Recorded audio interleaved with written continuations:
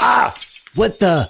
Someone just threw a brick through my window. Lucky for me, it's the TrimUI brick. Hey, maybe I should review it. Wouldn't that be funny? If someone threw this through my window and then I review the thing?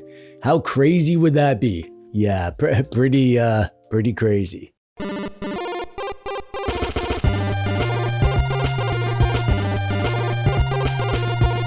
Hey there, how's it going? You good? Nice. That's great, buddy. I'm happy for you. I wish I was good. I have cuts on my feet from all that broken glass. Because of the intro thing, that totally actually happened. I would never make something up for a video. Come on now. Now, if you'll excuse me, I'm gonna have a nice can of root beer. Oh yeah, that's good stuff. This, dweebs and lady dweebs, is the TrimUI brick. A lovely little doodad to play your retro games on, and this thing has a lot going for it. It's small and cute, it has a surprisingly premium look and build quality, it plays a frickin' ton of stuff, a super crisp high pixel density screen, RGB out the wazoo, all the other bells and whistles, and now you want to know if it's as good as it seems, right? Well, yeah, it is. It's really, really good. This TrimUI brick was sent to me by the kind dweebs over at LidNXT. They sell this and you can buy it from them if you want one. Not only that, they also sell this. It's the Surwish Crossmix SD card with a custom operating system for the TrimUI brick, and it's all set up and ready to rock. Anyways, there's a link to this stuff in the thingamabob below if you want to pick any of it up. The box is actually super nice. This almost feels like an Neo device or something from the box alone. I'm not used to getting such a premium box for these budget devices. Amberlick, Pow Kitty, pay attention. TrimUI is making you look like fools. In the box, we get the device itself. We'll come back to that. Under there, we get a few things. There's a LidNXT sticker, apparently. Where should we put this? What about on this big empty black area on the front? Yeah, that's a great spot. That looks awesome.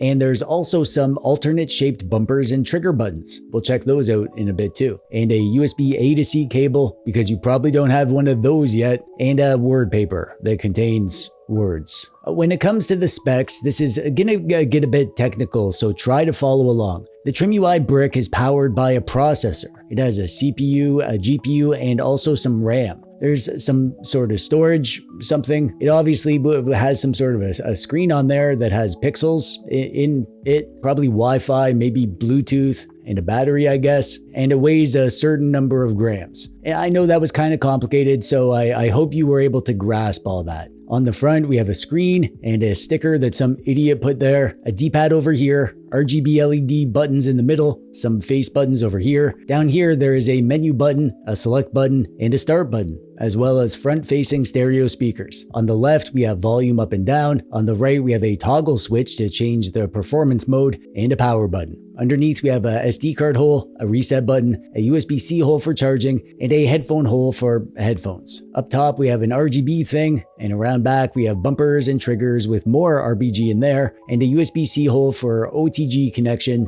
and a logo. And down here, it's ribbed for your pleasure.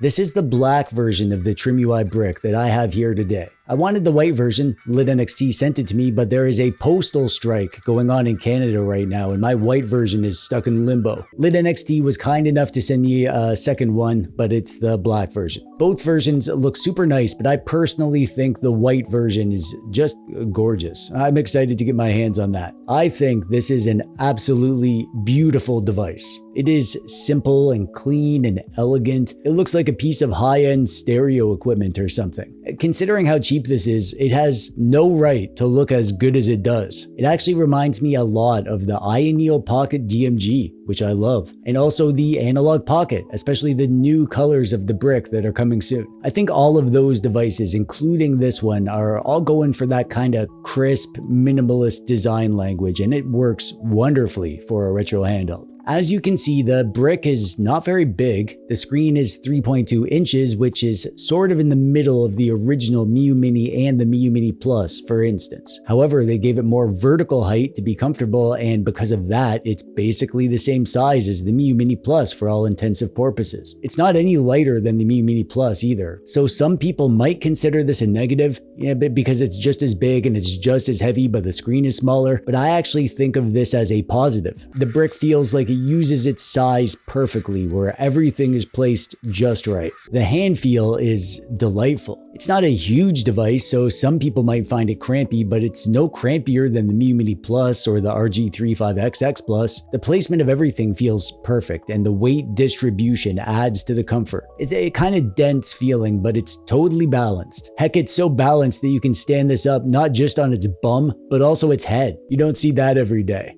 And it's hella pocket friendly. There's no bumper humps or protrusions, no sticks sticking out to poke you in the junk. It's got a slim profile and it's nice and small. It just slides right into the pocket like an Oreo, which is what I have in this pocket.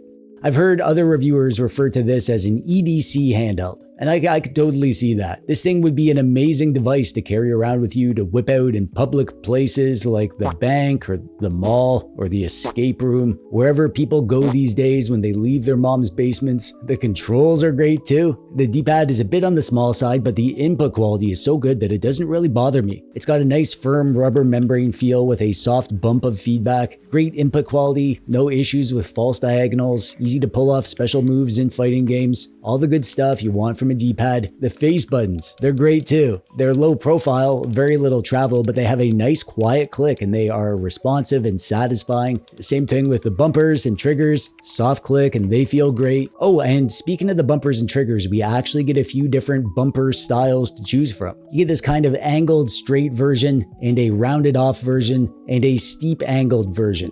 I like the more rounded ones personally.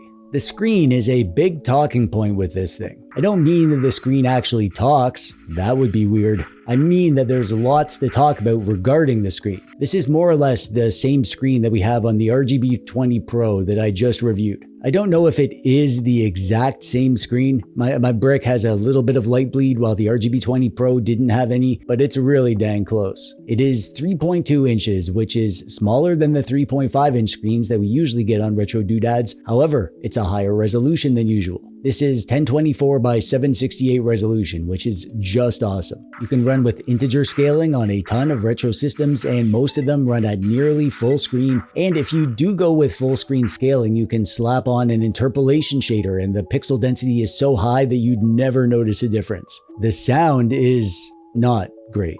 We have front-facing stereo speakers, which is nice, but it's a little bit tinny sounding and also kind of quiet.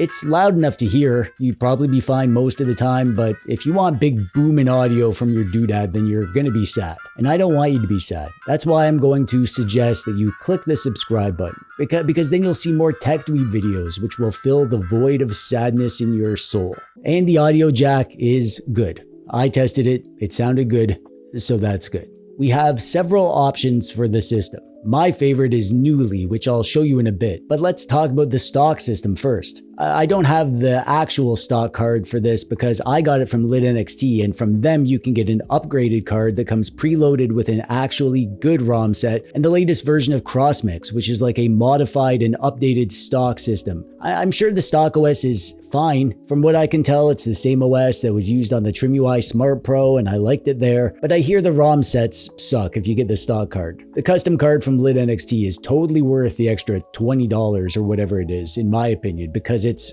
so dang well done. I did a dedicated video about this system for the TrimUI Smart Pro, which you can check out link below if you want the grand tour, so I'm not going to go in depth again here. The short version is that CrossMix has a ton of more options and extra apps and emulators to tinker with. They have Portmaster locked and loaded so you can download ports of PC games. CrossMix also has more options for settings and under the hood stuff. They have amazing ROM sets, pretty much the best ROM sets that you can get on a preloaded doodad. Mostly 1G, 1R ROM sets, which means one game, one ROM. So you're not going to get a bunch of foreign language games and duplicated games or anything like that. Just clean, properly named ROM sets with a English North American priority and complete collections of all the popular systems. And they're organized so that the top 100 or so games are front and center, and then you can access the complete collection through a folder. And then lots of the systems also have folders for extra stuff like modern releases, translated games, and ROM hacks. There's so much fun stuff to explore on this card. It's really, really well done, and everything is all pre-configured with the best settings for this device. One thing that I didn't even know that CrossMix could do is that you can power it off while you're in a game and then power it on, and it'll load you right back into the game you were playing. I love that feature on Onion OS, and they have that here too. However, I personally will not be using the CrossMix card. Not because I don't like it, but because I prefer a different operating system called Newly. It's easy to install, it's fun to use. I made a guide, link below, if you want to install this yourself. However, you'll have to do it yourself and add your own games and scrape box art and stuff. So if you don't want to tinker, then just go for the CrossMix card. Gaming on the brick is, I don't know what to say here. I feel like I'm just repeating myself for all these things because they all do the same stuff. This is a Linux device and it's about the ssame performance as the RK3566 that we get in our budget Powkitty devices, and about the same size as the H700 that we get in our budget Amberlick devices, which means you can play everything up to and including PS1 and Nintendo DS with no problems, and you'll get most Dreamcast and Nintendo 64 and PSP. You won't get every game from those systems, but you'll get most of them. I guess I should mention that since we don't have an analog stick, you'll be limited in what plays well for the higher end stuff, because most of the higher end systems were analog stick dominant. So there will be a lot of games that still play fine, but there will also be a lot of games that aren't great on a D-pad. It'll really just depend on the game, whether or not you need precise analog stick movement. That's totally fine with me though. I don't mind using a D-pad for analog stick stuff, and for the games that don't work well like that, I just won't play them. The stuff that I really want to play on these little EDC style pocket friendly devices is the old stuff. Arcade, Atari, NES, Super Nintendo, Game Boy Advance, Sega Genesis, TurboGrafx-16, PS1 is totally fine. There were hardly any games that required analog sticks, so you'll be good there. And DS works lots of the time, but some of the time it's weird doing touch input stuff. So that's kind of a wild card as usual on these retro doodads. But all that old retro stuff plays so well on here, and it looks so great that there's no way that I'd ever miss not being able to play frickin' Cruisin' USA or whatever, considering the thousands and thousands of games that I have that play perfectly on here. And the screen is so good. I gushed about the screen on the RGB20 Pro, and this screen is great for the same reasons. I love having all these scaling options, and I just love the way the games look. The screen is bright and colorful, great viewing angles. It's so nice that we're getting such high quality screens on these budget devices now, and that it's so nice to play retro games in this way on budget devices. That's what it comes down to. For the price that these things go for, I think the experience you get here is absolutely amazing. Zero red flags from me. The TrimUI brick is coming in hot. Figuratively, but also sometimes literally. In the review by Retro Game Corps, he had a big long bit about how warm the device gets. He even had a fancy thermal camera. And I will admit that I did feel the warmth, but it only got warm when I was playing the highest end stuff for extended periods of time. This part back here is a metal backplate that is used as a heatsink. But to be honest, it never really bothered me. I think some people are more susceptible to heat than others, and it takes a device getting pretty darn warm for it to get on my nerves. But if you are the kind of dweeb who hates when a device gets warm, or if you plan to play tons of Dreamcast or whatever, or if you live in a hot climate like a tropical island paradise, which I'm totally not jealous about, me living in the frozen tundra of North Ontario, and if having stuff get too hot is a problem that you deal with on a regular basis, maybe go for a different doodad. It's just not a deal breaker for me by any means. It's fine. I think the TrimUI brick fills a nice niche in this hobby. I mean, you have your micro devices, your Miu Minis and your GKD Pixels and your 28XXs and your TrimUI Smarts. Those are all smaller devices with smaller screens. And then you have your medium devices, your 35XX devices and your Miu Minis and your Powkitty RGB20Ss, which all have 3.5-inch screens. But this is like the first thing that has come along that bridges that gap. And it's going to be a good fit for the lifestyle of lots of people, I think. If you've wanted a pocket-size EDC style handheld that you can bring around with you, something with the power to handle all the old stuff, including some of the higher end 3D stuff, something bigger than the small things but smaller than the medium things,